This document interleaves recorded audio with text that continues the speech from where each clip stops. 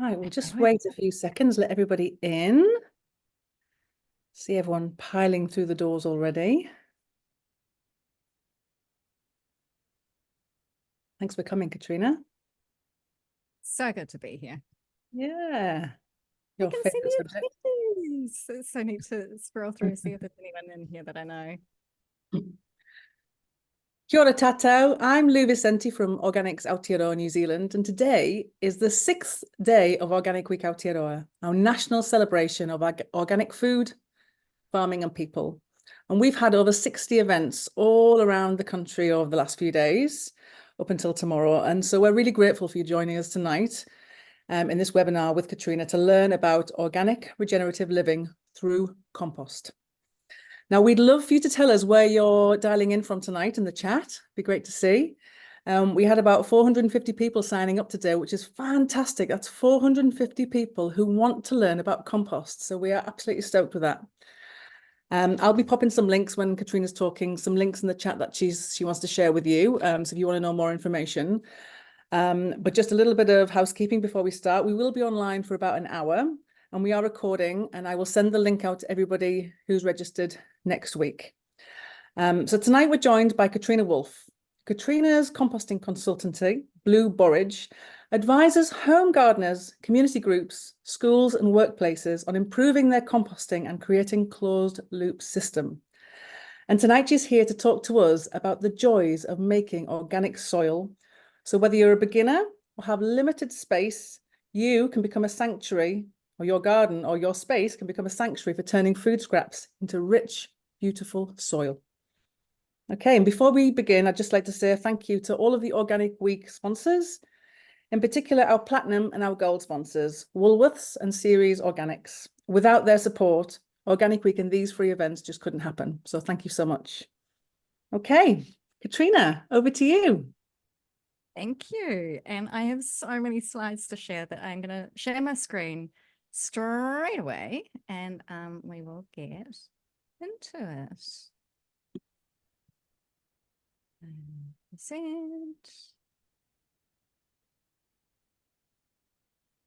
that showing up?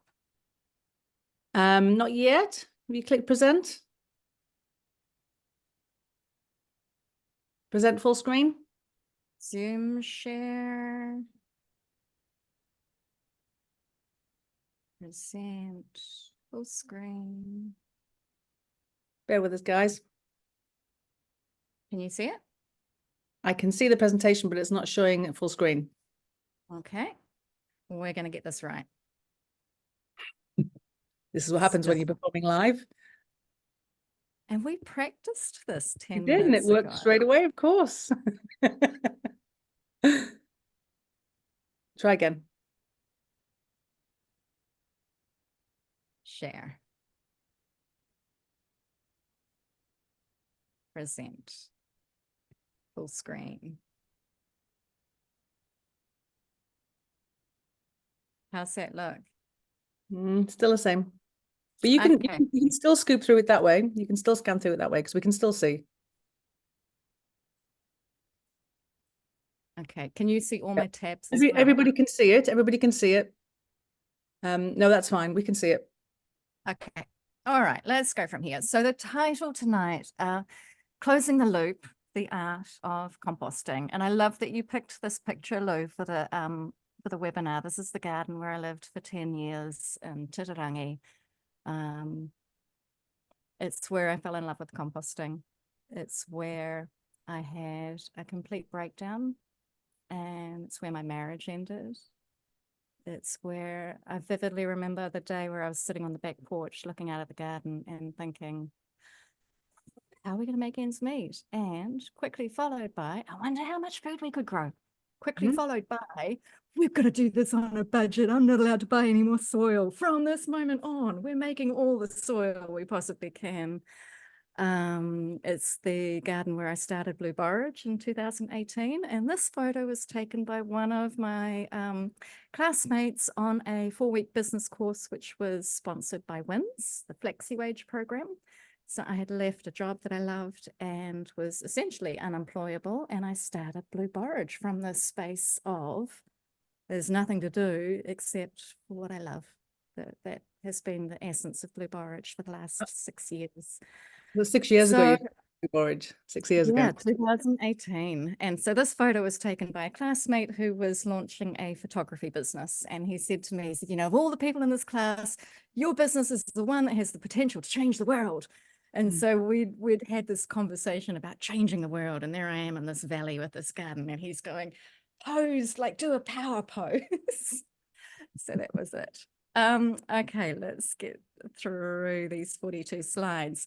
What do I mean by closing the loop? This is a phrase that you hear a lot in the circular economy circles. We've got to close the loop. We can't have a linear economy. And I think in gardening, I often see, particularly in schools and workplaces, that people grow. They've got that down pat, but they're growing in soil that they've bought. And it's often soil bought from a garden centre and single-use plastic.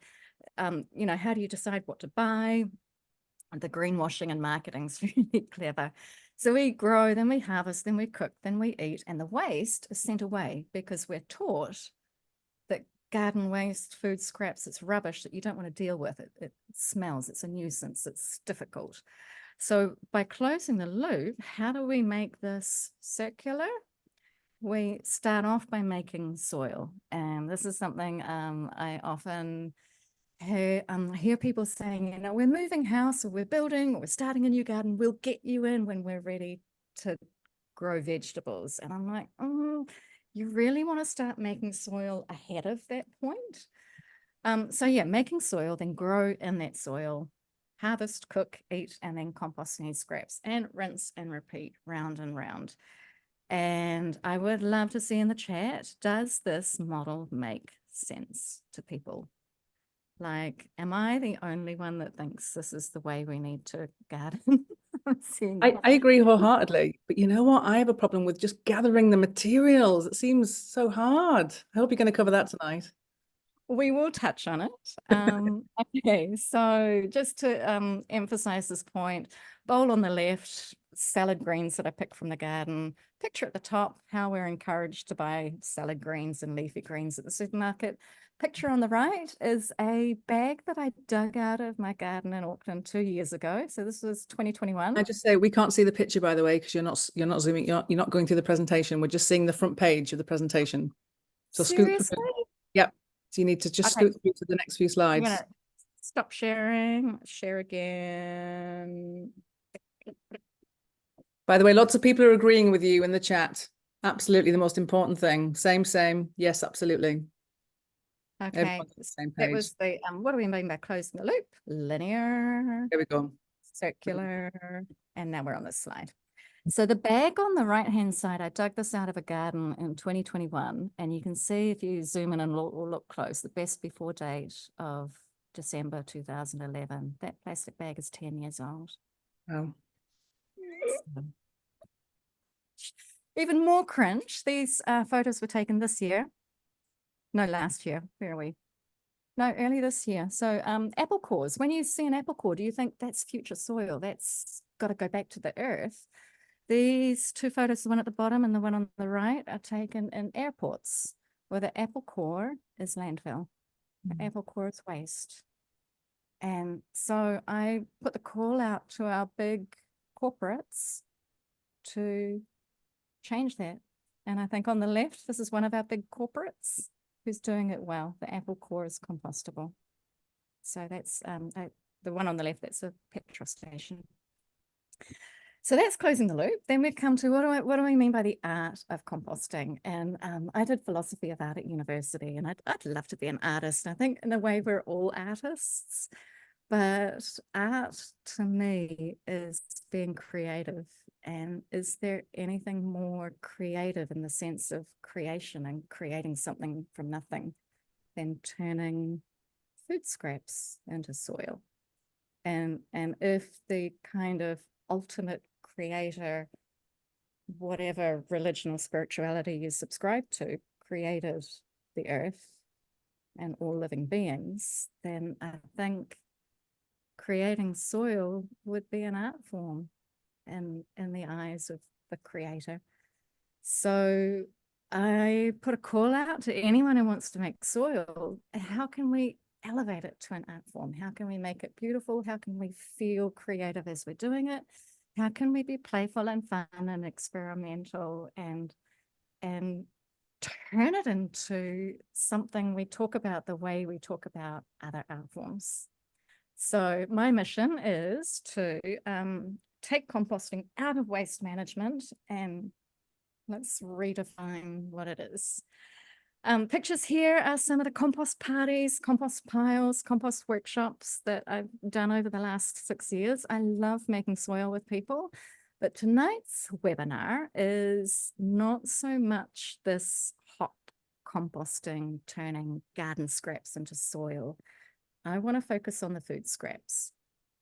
But just wanted to drop these photos in and let people know that I would love to come and do a compost party with you. I've done some up in Northland. I've done some down in Dunedin. I will travel anywhere.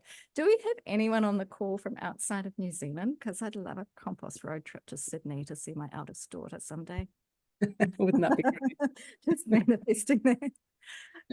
Okay, some of the organizations I've worked with over the last 6 years are in here.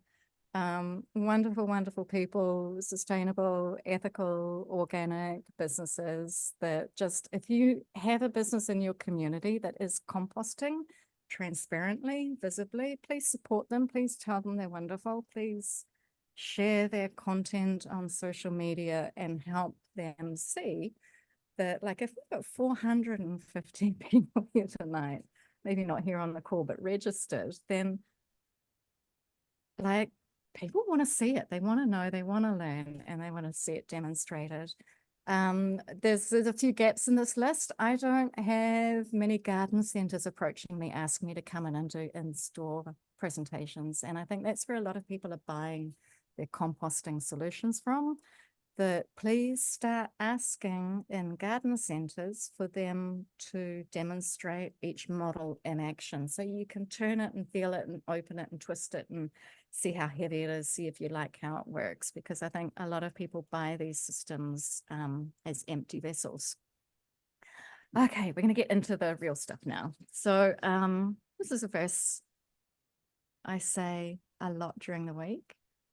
Enliven imagination, stand for truth, feel responsibility, by Rudolf Steiner. I am unapologetically biodynamic, and I look to a lot of Rudolf Steiner's work to inspire me, not just with the soil and gardening, but in the social realm and the business sense. But I think drop in the chat, like when you hear the phrase enliven imagination, what would you like to see happening in the world with composting? And I know my vision is this kind of like, composting's an art form, composting in airports, composting in garden centers, but what other places do we need to mainstream soil making? Even places like schools, universities, Universities. institutions. Great thing It's a about council. universities is that the students are old enough to run it themselves. School students can be too young to take on a whole lot of responsibility, and school teachers have a lot on their plate. But there's a lot of people trying with that. Retirement villages, yes. My parents are about to move into a retirement village, and I just think there's people in that generation that would make wonderful teachers. Yeah. Maybe, people in retirement villages deserve to retire, but some of them would like to share their love of growing and soil. Julie, all workplaces should be composting. Thank you. Can you just say that to everyone you meet for the next, I don't know, 20 years? Well, there's 127 people on this call, so if every single person went off and asked a local business in their area to compost or what they were doing about composting, wouldn't that be great? That's the ripple effect of change. Yeah. Okay, this is a question that I'm really keen to hear from people. What composting methods have you tried? And I think, Lou, when we were sort of brainstorming this webinar, we wanted people to come on the call who aren't yet composting or don't think they have enough space. So it could be that you haven't started yet, and that's totally fine. Could be that you've tried everything and nothing works.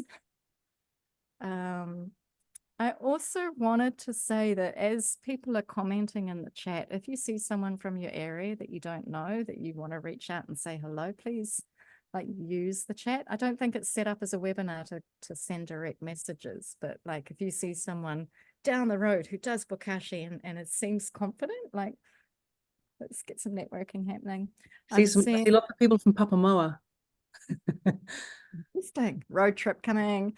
We've got bokashi, worm farm, hot, cold, haven't started, classic cold composting, lazy method, no turning, just starting the lasagna method. Okay, that's pretty typical. And what I'd like to suggest is that people try a few different methods. You don't have to choose just one.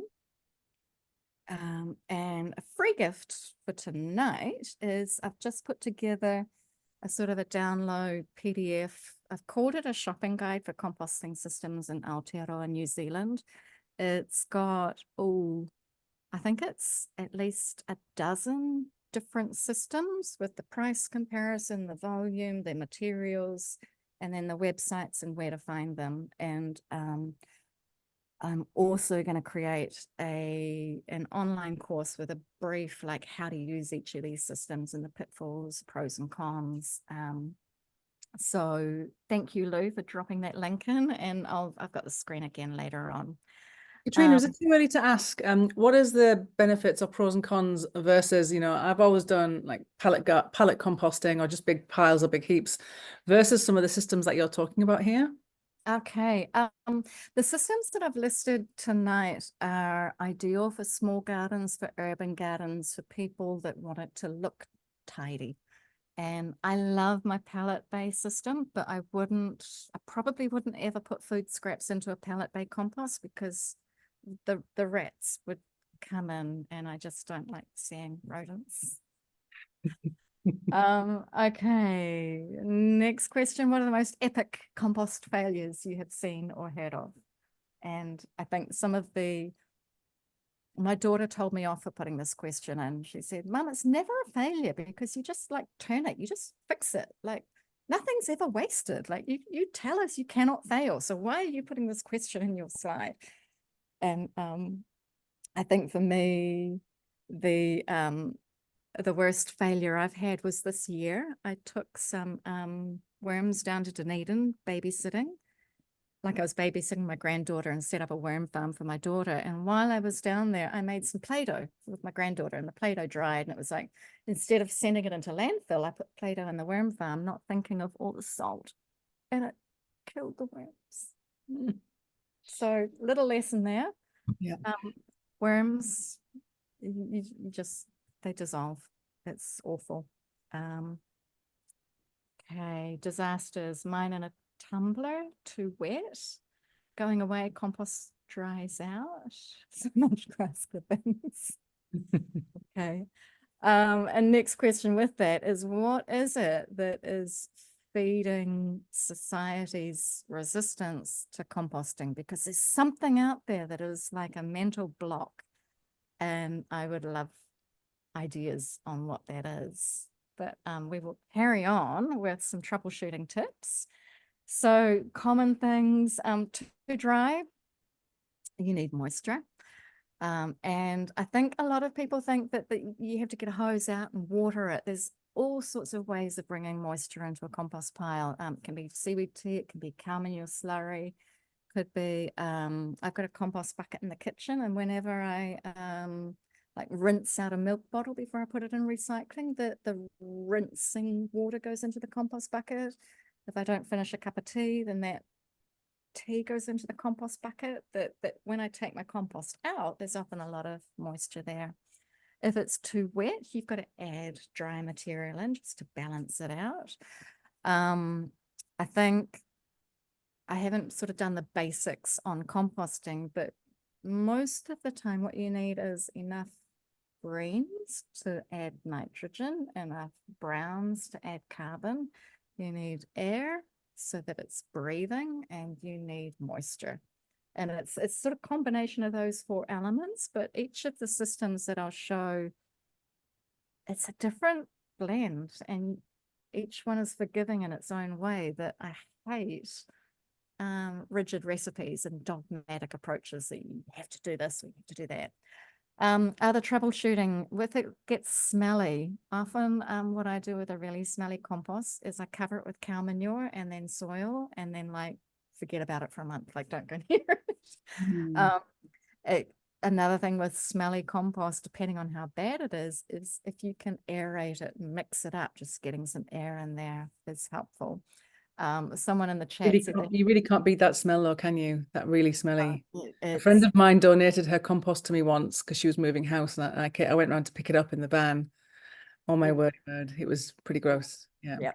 So that's where one of my biodynamic coaches was talking about how composting is a digestion process. And if you think about the inside of our stomach being a digestion process and what comes out the other end being quite smelly, it doesn't, like your average human being doesn't smell because it's all contained. That if we can keep our composting contained, then that contains the smell. And I think that's where like dumping something on top and letting it fix itself is the easiest way to sort that out. Fruit flies, the cover on the top, too full. Oh, this is a funny problem I often see with hungry bin worm farms is people don't empty them, and it gets to the point where you can't shut them. So we'll talk a little bit about that.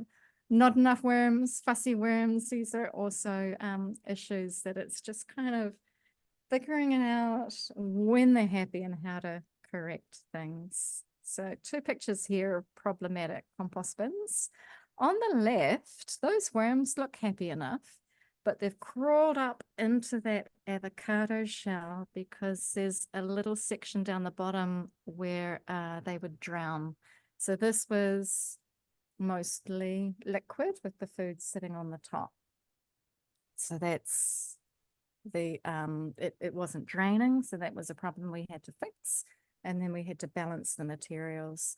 On the right, this was a compost bin that had so much food. There were worms down the bottom, but there were no grass clippings, there was no brown material. But I think if you've got one of these big black plastic bins, it's nice to mix a little bit of garden material in. And there are herbs that you can grow specifically to help your compost. They're called compost activators. That's a term you can Google and get a list of plants. Comfrey is a common one, and borage is a common one as well. And I think that's one of the reasons I named my business Blue Borage, was for the compost as well as the bees. So Katrina, with a big bin like this, would you put holes in the bottom? Would you drill a few holes in the bottom or not? The one on the left or the right? The one on the right, the big black bin. It's got an open bottom. Oh, it has got an open bottom. Okay. Yeah. So this is what I call a rat cafe. Charming.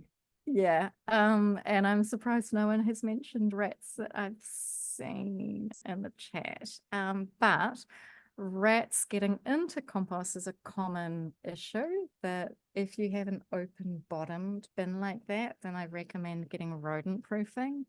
There's this really stiff mesh you can get from Bunnings. It's called snake and mouse mesh.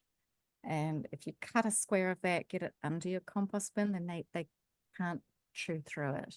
I see a lot of tips to put chicken wire at the bottom, but the rats can get through the smallest gaps. It's really quite creepy.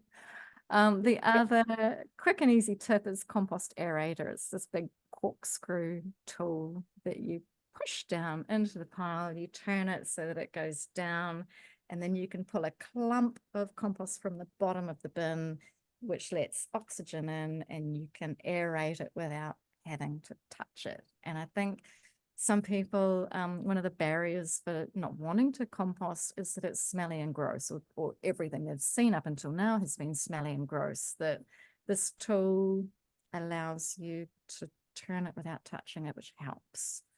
And I would say if your compost is smelly or gross, that's the time to get someone like me in to come and fix it for you and show you how to prevent that. Barbara's saying here, rats don't come into hot, damp compost. So if it's a hot compost, can you talk through a little bit about the differences, maybe? Yeah.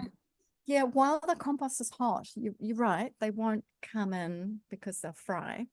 But I've seen rats nest in hot compost piles once they cool down a little bit. And if there are food scraps on the edge, they will pull them out. If they're hungry, they'll, walk over hot coals to get to the food. Okay, here are some of the products that I love, and I've just seen Richard Moore pop in the chat there about a compost aerator. This is Richard on the right with a Verdio vertical planter, and he is one of New Zealand's most ingenious entrepreneurs. This Verdio planter, it's got 80 pockets for plants, and down the middle is a worm farm, like a tube that holds whole stack of worms. You feed the food scraps, the worms go munch, munch, munch, and then they crawl out and fertilize the planter. So it's, yeah. Lou, if you have the link there for the Verdia vertical planter, or Richard could drop it in the chat. Richard, I've used the Facebook link. I don't know if that's the best one for you. So I've got a cunning plan with Richard to try and get these Verdia planters into student flats on a sort of a rental basis or a lease agreement. He's used plastic that is good for 100 years. Anyway, talk with Richard in the chat if you want to learn more. How do they work? Just quickly, could you tell us how they work? Oh, how they work? It's an empty it's a culvert pipe that has 80 holes around the side, and then down the middle there's a tube that you put worms into. So it's like a worm tower or an in-ground worm. Yeah. So put the food scraps down the middle, put soil around the outside, plant it up, feed the worms, and the worms do their wheeze and poos and feed the surrounding plants. So by the time everything's growing, it looks like a vertical garden, but it's also a little worm farm. Yeah, That's really good for small backyards or decks or, really little gardens, isn't it? Just have all your herbs or strawberries or something, and that's wonderful. Yeah, and this is mine, and the sorrel down the bottom, through the middle of summer when everything gets a bit hot and wilty and suffers, this sorrel was crunchy and juicy and fresh. It was just amazing, but really good for hot climates and probably cold climates as well. Over on the left is the Hungry Bin, one of New Zealand's most popular, most famous. It's actually world famous as a brand. So kind of modeled to look a little bit like a recycling bin, and you put food scraps in the top, your worms are living inside, the liquid trickles out the bottom, and it's like a continuous sort of system. Really, really efficient, really clever. And Auckland Council have 70 of these in the basement of their downtown Auckland office block. It's photo coming up. The one in the middle, the soil maker box from Make Soil. This is a free pattern if you're the DIY type. I'm just keeping an eye on the time. We're going to have to go faster.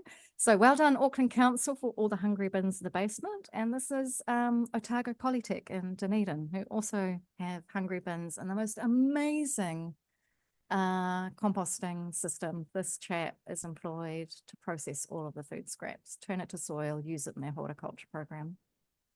Two more favorites here is Pacha. I don't know if Victoria's in the chat at all, but these made from terracotta. They're stunning. So the 3-layered solution here, you put food scraps in the top, you layer them with a little bit of soil. She sells a sort of a compost starter that helps get it activated.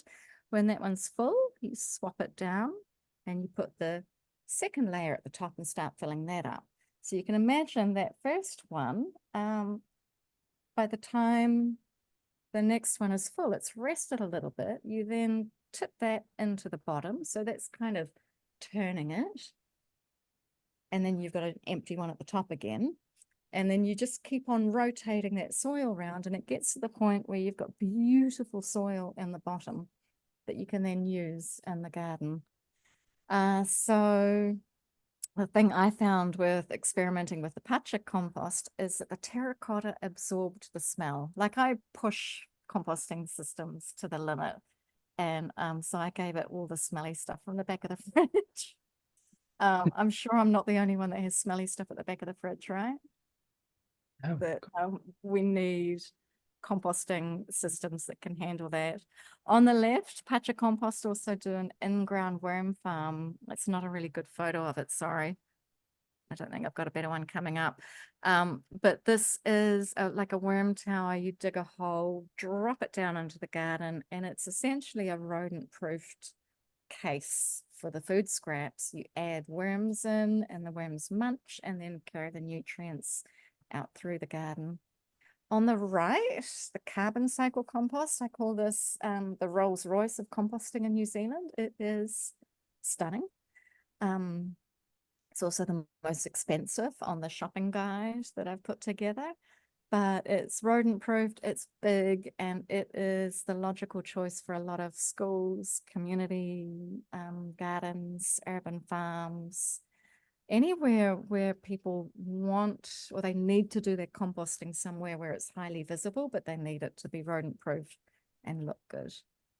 Moving on the left, this is the latest one I'm testing, the Aerobin. This is an international brand. They're based in Australia, I think, but the mother company, I think, is somewhere in Dubai or the Middle East, and there's a connection with Japan, and I can't trace who actually owns Aerobin, but it is fully insulated. It's rodent proofed. It's not connected with the ground, so you could I put it on tiles, but this would be quite good on concrete or like a sort of a fancy patio that, you know, somewhere where you wouldn't normally think you could compost. You can. So the lid comes off, you put food scraps, garden waste in, and then there are two doors that open out the bottom. Over here on the right, the tumbling composter, which I quite like.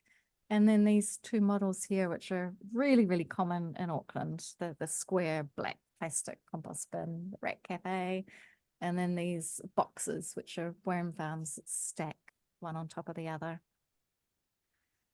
So that's it with the products that I've got in the shopping guide, but I also want to touch on some DIY options because I think a lot of us love to use something we've got at home. So if you have a food grade bucket, drill some holes around in the bottom and the sides, pop your worms in, and there you have a DIY in-ground worm farm. You can use any size container. I've tried with like a pasta dish. In my experience, it works better if you've got a larger surface area, but I will sometimes pop this into a small container garden just to help get a few more nutrients going through. This is perfect. There was somebody in the chat earlier saying they haven't tried composting because they need to learn more, but they're put off by the cost of some of these products. Yeah. Some of these homemade products, they do work. And I've just had another Lisa saying she's tried the bucket system but hasn't had much luck. Can you tell us why, Lisa? Pop in the chat why you haven't had much luck with it. What happened? What I tend to find with the bucket system is that if you don't start off with enough worms, then they need a little bit of time to get used to the environment, to start reproducing and really crank things up. And by the time that's happening, a lot of people have sort of given up. That if it's, I don't know whether I have enough holes in it. If you don't have enough holes, then it can get a little bit too wet. I like for the buckets to have enough holes that the worms are sort of more or less free to come and go. Have the holes in the base only.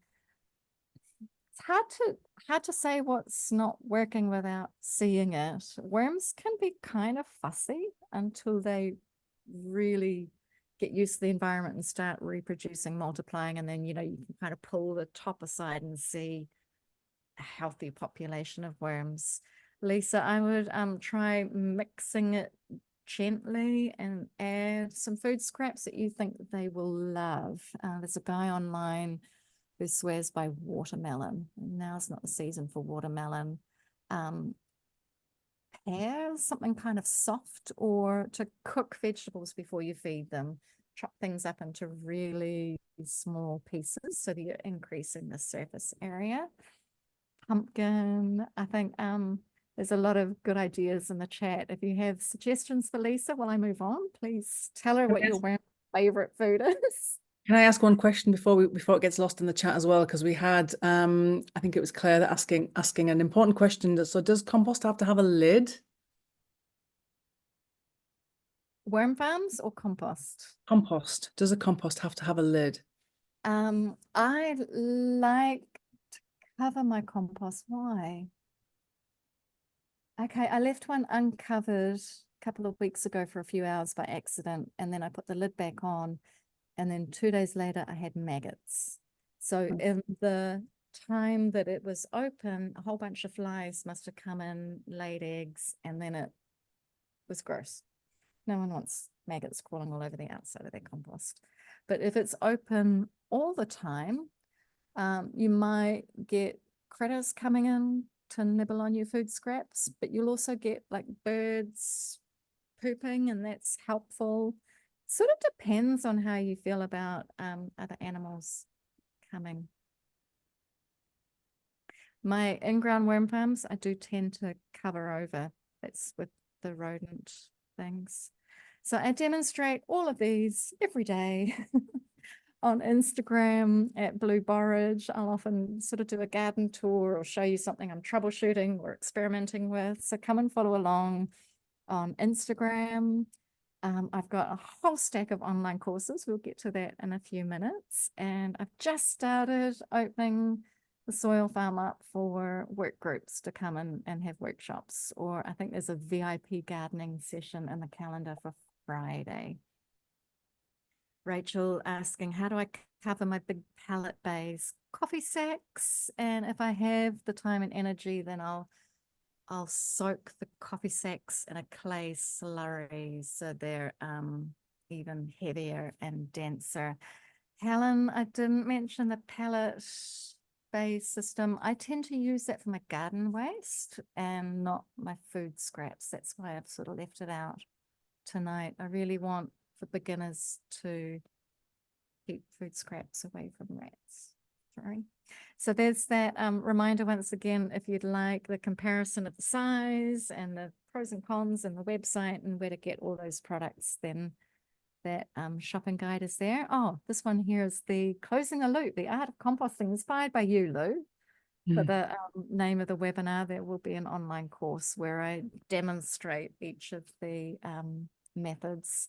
And I'll also include a beginner's sort of how to start compost, how to start a worm farm with lots of tips and photos. And we'll send all this information out in the email with the recording later this week. So people sort of say, what sort of system should we use? Sorry for the typo there. You could look at it a number of ways. The size of your garden. If you've only got a tiny space, the hungry bin's good, the patcha pots are good, DIY bucket inside a planter. And I should have the Verdia planter in that list as well. Sorry, Richard. If you've got a medium-sized garden, then the ugly black plastic compost bin, like the image over inside. Do your own soil maker style box, the pallet compost system, carbon cycle. And something I haven't demonstrated for a while is that you can use a half wine barrel as a worm farm. You just cover the food scraps over and put a lid over it, but it's almost like trench composting inside a wooden crate. It's really, really good. Bathtubs, yes, gosh, I should have included bathtub worm farms. They're really, really good.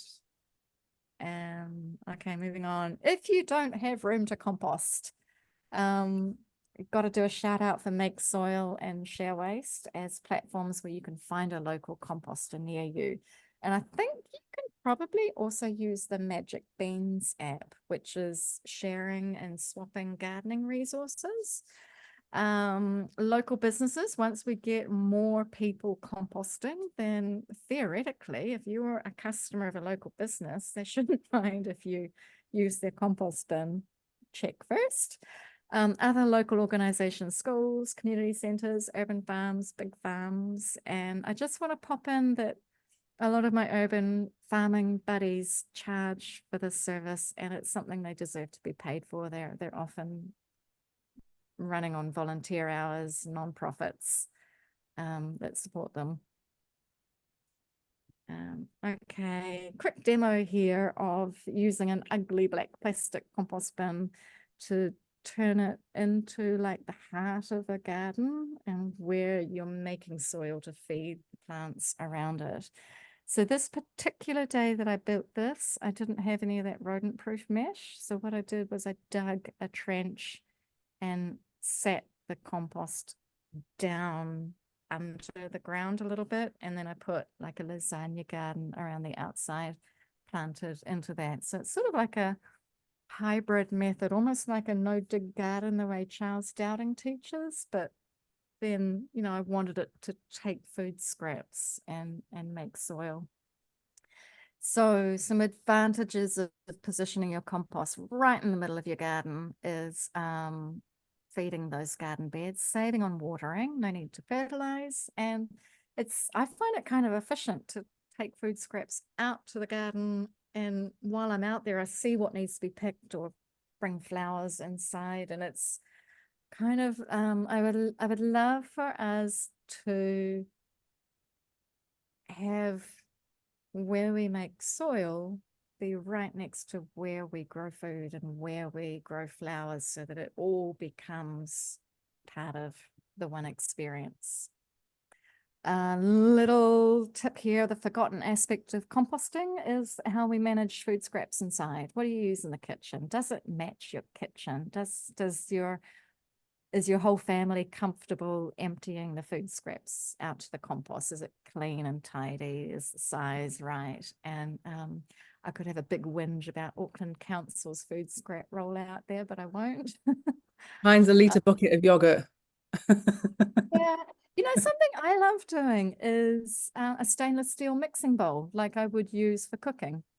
And as I'm cooking a meal, just fill that up with food scraps, take it out while it's still relatively clean. And yeah, if our composting caddies double as food containers, then we keep the sort of composting process at that food grade level. Okay. There's the online course again. Okay, some other online courses that I have is Blue Borage Hot Compost is a favorite. And that's a course where I teach the pallet-based system, how I used that to make all the soil I needed. So if you've got a larger property and a lot of weeds or green waste, then that's really good. DIY Almanac is for people that are wanting to start to create their own moon calendar or plan the whole year out, or create like a bullet journal of their garden. I sort of see that as a blend between autobiography and gardening and getting organized. Family Friendly Biodynamics, that's a course written kind of commissioned by a couple of friends, one a homeschooler in Spain and the other a Waldorf teacher in America. And they said, Katrina, we want you to teach our families biodynamics. And so I wrote this course for them. And then Weeds, Wondrous Weeds is a response to the there's a campaign, War on Weeds, and it just bugs me so much. Like, we can't go to war against nature, we will lose. The Weeds course is fostering an appreciation of every plant species and figuring out a way to turn each and every one of them into a resource, whether that's soil or a liquid solution.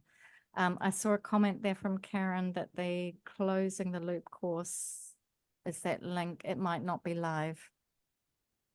Lou, I'll make sure it's live by tomorrow. Karen, I'm sorry for that. Coming back soon is workplace edible gardening, and I've got a few workplaces. At the moment, I'm tending the garden at the French Cafe on Simon Street, and they've got this beautiful like restaurant garden that yeah, we'll see. And then Closing the Loop, the art of composting, will be brand new. I'm kind of got fingers crossed waiting for some sponsorship money to come through from a council funding application that I didn't want to launch it properly before that. Got to go ahead. Then I'm on YouTube with free tips for gardening by the moon and interviews with friends and colleagues. There's a couple of interviews with Charles Dowding on the YouTube channel, which is such a buzz. So wrapping up slowly, what's a compost coach? And here, if you know someone near you who does compost coaching, who's available to go and help people with their garden, then please, I would love to use this opportunity to just shout out to all the compost coaches around Aotearoa. I'm appreciative, Lou, that you invited me to come and give this talk, but I know there's lots of people that would love to have a chance to promote their work as well. So there are literally hundreds of us all over New Zealand, and just because your favorite composter seems to be locked to an urban farm or a school, chances are if you reach out to them, they would love to come to your garden and do some troubleshooting one-to-one. How do you become a compost coach? You start, basically. Start with friends and family, get some confidence, and then go work with a school or an organization, do some training with an urban farm. I see Kay Baxter's name there. I went and spent a few days at Koanga as a volunteer, learned a lot there. I paid for a course. I went to Pakaraka permaculture. I just went everywhere I possibly could. And then I did formal coaching training with Gardenary, Nicole Burke in America. So here are some of the other Can I items. just ask something? Sorry. Anna's asking, does the discount code for closing the loop expire tomorrow? Oh, Anna's asking, does it? yes. And I can extend that, I think. If I can't extend it, then I'll create a new coupon code and you can email that out tomorrow, Lou. Yes. Yeah. Sorry for anyone on the recording. Yeah. The technical tasks of running an online school, sometimes everything goes haywire. So on this screen, I just want to shout out to the Aotearoa Composters Network, the ACN. This is a movement that you will see more and more of in the years ahead. I'm on the working group for the Tamaki Makaurau Composters Network, which is one branch of that organization. There are loads of working farms that teach, and there's loads of school gardens that are doing wonderful work.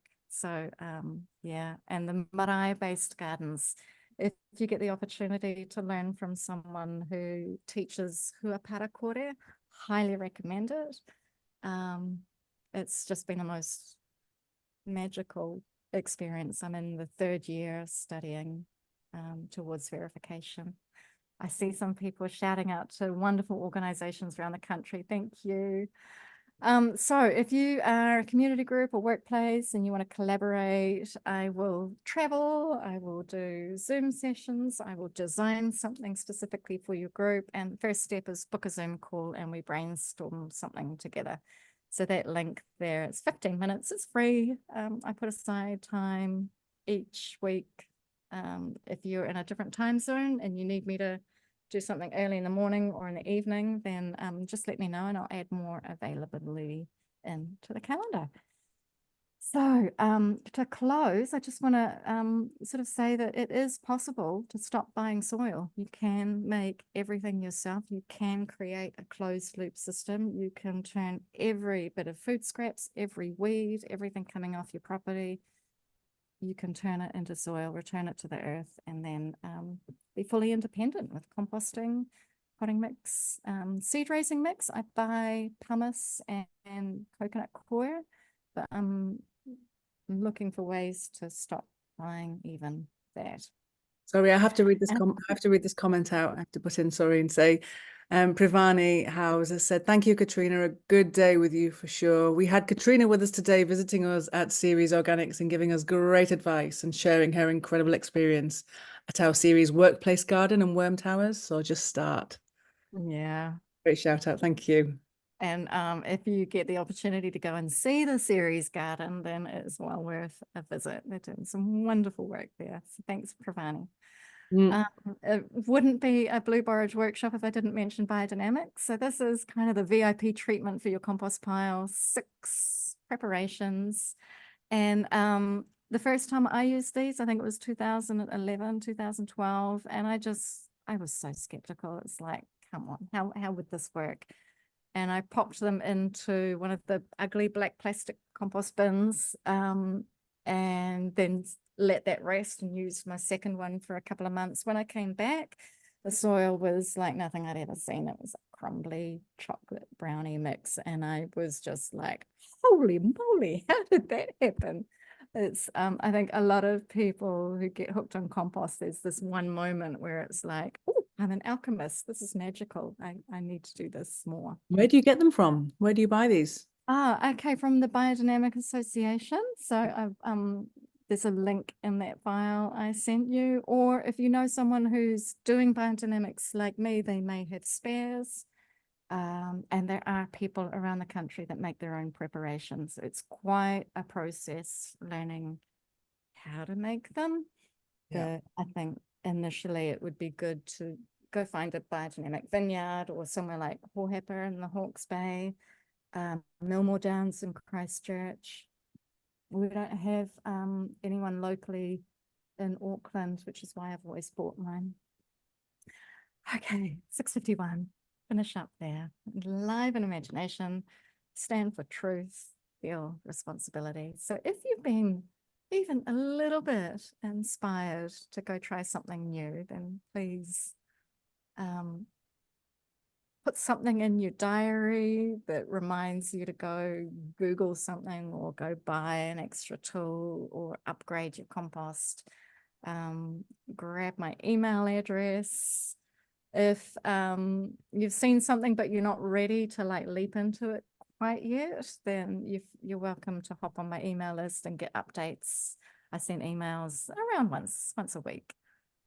So thank you for being here. And how are we going for time, Lou? 8 minutes for Q&A. Before we jump into the Q&A, I wanted to just say thank you. That was fantastic, but I can feel some overwhelm in the audience from those that aren't normal composters. So I'd love you to just summarize. If there's 3 things that you'd like people to take away from today's session, what would those 3 things be? Number 1, if you've had a negative experience with composting, or if you feel your compost is smelly beyond fixing, it's like everything that comes from the earth is designed to return to the earth, that it's never a lost cause, never, never, never. And cover it with soil and start over until you're ready to go back. So that would be 1. Number 2, we're all learning, and I think there's something, and I don't know if this comes from American culture, but we tend to look for gurus and sort of put people up on a platform, and I would rather that we all kind of found composters in our local community that we could go kind of poke in their compost bin and like talk in real life and connect, and or even someone in your neighborhood that wants to learn with you, that you can compare notes. So bring everyone off the pedestal. We need to mainstream composting, and the only way we're going to do that is if we bring everyone along for the ride. And I see lots of connections happening already in the chat, which is fantastic. Lots of people are connecting locally, so that's just wonderful. That's great. Awesome. And I think the third, what would be the third? Oh, you know what I've started doing is holding the soil more. So I've got a little meditation table with flowers and crystals and whatnot, that like when you make a batch of soil that you love, or even if there's a part of your garden that you're like digging in and, oh, that soil's great, put some in a terracotta pot or a bowl and bring it inside and just like sit and hold it. Let it talk to you. Like, I do believe that, like when we say eat an apple and put the apple core in the compost, there's a little bit of our saliva that's gone in. That it's like a little bit of our microbiome has gone into the garden, which then feeds the soil, that when we hold that soil, there's this kind of interwoven interconnectedness that, yeah, listen to the soil, hold it. Absolutely. I'm going to give you a 4th then, because I really want, if there's people overwhelmed in the that are watching and you need some help and advice, Katrina offers a free 15-minute Zoom chat to get you started. And if you want to buy our services on, that's up to you, but I'm just going to put the link again. It's already in the chat, but I'm going to do it again because the chat's moving quickly. So just give her a call, have 15 minutes with her, Yeah, and She's it's wonderful. funny, She's often these 15 knowledge. minutes will end up with, do you know so and so down the road? Can I set up like you take your friends over and go pick raspberries for half a day and see how it all works? But yeah, I'm not the best salesperson in that sense. I would rather just see everyone composting and knowing People need help, and you're around to help, and there's lots of other people around to help. So just ask for help. Yeah, and if there's anyone watching from overseas, one of my favorite customers is this homeschool parent in Spain, American family. She's like, I don't know where to start. I want my garden to look like yours. That we worked on it on Zoom, and I'll never see her garden in real life. But, I've got colleagues that say, how can you teach gardening on Zoom? You can. Right, we've got 4 minutes, and there's a couple of questions that I wanna ask. Sorry to put in there. But we've got somebody was asking around question, do you need to rinse seaweed before you put it in? For compost, I say no, but I don't use a lot and I make it last a long time. If you're putting seaweed straight on the garden as a mulch, I think that's when it's really important to wash the salt off, but I am not an expert, so I don't want to go. Okay. Somebody else, Rowena's asking about, you haven't talked about tiger worms, tiger worms or earthworms. Question. Tiger. Okay. Tiger worms are the worms that are sold as composting worms. Earthworms are a different breed of worms. They burrow deep down. They're the worms that you see when you dig a hole to plant a tree. So for a worm farm, you want the breeds of worms that crawl up to the surface to munch on like leaf litter and cow manure that's coming down. So there's a few different, what are they, strains, breeds, varieties, but tiger worms are the most common. Sophie's asking, will there be a replay? Yes, there will. We will email out the link to everybody later this week with all of this information from Katrina. And then maybe a couple more questions. We have a few people asking about biochar. Can you touch on biochar for 30 seconds? I have heard the most wonderful things about biochar. I highly respect anyone who makes it, promotes it. I personally haven't used it enough to see what it does.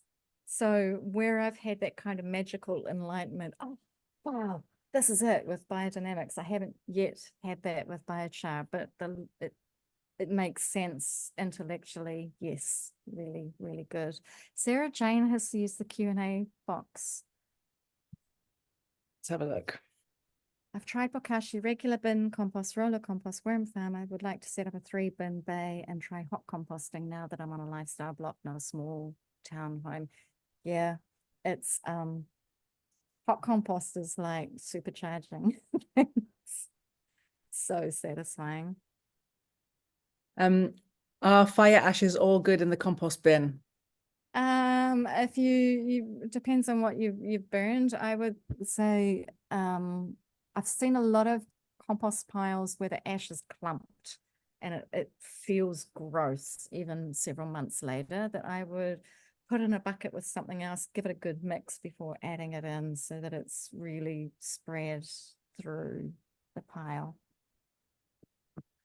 Eileen's asking, should the juice from the bin, could it be used as fertilizer? Yeah, talk about juice actually for your bins. An hour. Yeah, assuming this is the juice from the worm bin, often worm farms, the leachate trickles out down the bottom and sits in a tray underneath.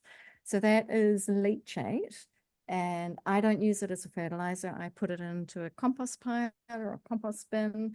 I've seen community groups and schools sell that as worm tea, and it's not worm tea. If you want to make worm tea, which is a good fertilizer, you want to use finished worm castings that have no sign of food scraps, don't smell at all, and then you mix them in a bucket with water. The experts say you need to put a pump in and oxygenate it for something like 20 hours, and if you add molasses, then the microbes will go to town even quicker. So I hope that answers that question. But Eileen, if you want to send me an email, I can flick you through some links with more information about that. I think we're going to finish up there now. Thanks, everybody. Thank you so much, Katrina, for your time. I hope everybody enjoyed that. Wonderful session on composting. Happy Organic Week. Tomorrow's the last day, so please find out if there's something happening in your area. Maybe next year we'll try and organize some in-person composting workshops all around the country. Yes. Compost parties. Oh, and it's International Compost Awareness Week from Oh, yes, don't forget this. Do you 5th want to to the mention 11th. that briefly? Through to the 11th. So the compost party's just begun. International Compost Awareness Week. Is that worldwide? Is that a global thing? Yeah. Amazing. Okay. Okay, on that note, po Maria, everybody, thank you so much for coming. And we see you next time. Good night. Good night, everybody.